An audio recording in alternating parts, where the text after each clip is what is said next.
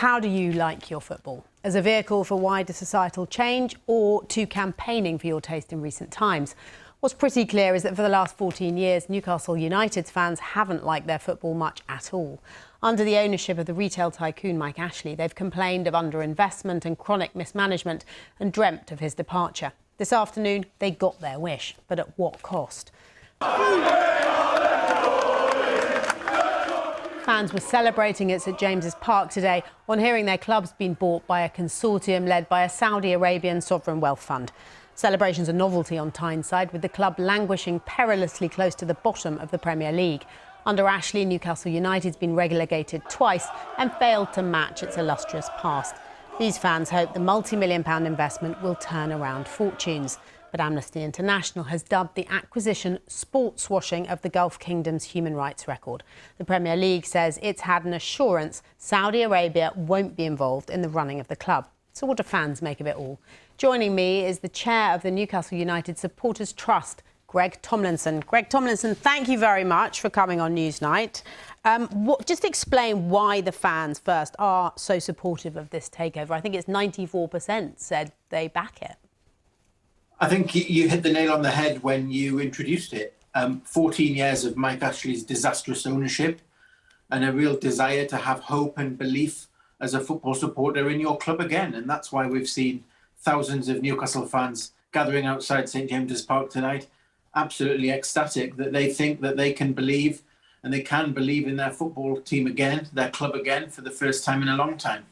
So did fans then put winning ahead of any cost? I mean, this is a regime that brutally murdered the journalist Jamal Khashoggi. It's a regime where women are second-class citizens. Amnesty International, as you heard, calls it sports washing, and they want the Premier League to reconsider.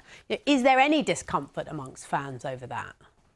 Yes, absolutely, and to a point. But unfortunately, in modern football clubs are bought and sold by billionaires and sovereign wealth funds, the richest people on the planet. And in that process, football supporters do not get a say. We do not get consulted. We do not have a decision-making. We're not in the conversation. So you have to look at that with that to a point. So we have no say on who buys, who sells our football club. I'm the chair of the Newcastle United Supporters Trust. We are fundamentally, obviously, against human rights abuses, and we will use that platform if we need to educate. We held events last year with Amnesty International when this deal first broke.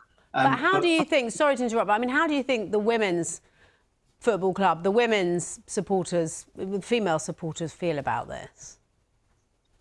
Well, the women I've spoken to today, including those on the board of the organisation that I represent, are absolutely delighted at the end of Mike Ashley's tenure and are looking forward here. But absolutely, this is a very complex situation, and I think, it's understandably we take those issues very, very seriously. But equally, we're supporters of a football club. I can't just change who I support tomorrow. I support Newcastle United because I was born in Newcastle. It's not like I can change. It's not like I support a supermarket and my supermarket's been bought and I'll change from Asda and go and shop at Tesco's tomorrow. That's not how. Sorry to interrupt. It's so difficult, but we've only got a finite amount of time. I mean, is there anywhere that you would draw the line? Is there anyone you'd object to, if they were promising to invest in the club and the city? Or is it just that these two things are very distinct for you? Well, I think that the point I'm trying to make here is that the questions and the persecution shouldn't be aimed at football supporters. The questions should be asked of the government, who do deals with Saudi Arabia for various things, to the regulators and to policymakers who make those decisions. If you want to ask those questions, they shouldn't be asked to everyday football fans who just want to support their football team, who support that football team because of a local allegiance.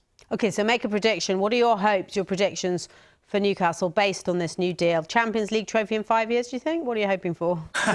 Well, we'll see. We just want a football team to be proud of, a club that tries to be better every day. We've heard Amanda Staveley, one of our owners, talk tonight with pride and with ambition, and that's the first time we've heard that for around about 14 years. Greg Tomlinson, thank you very much for coming on Newsnight. Thank you.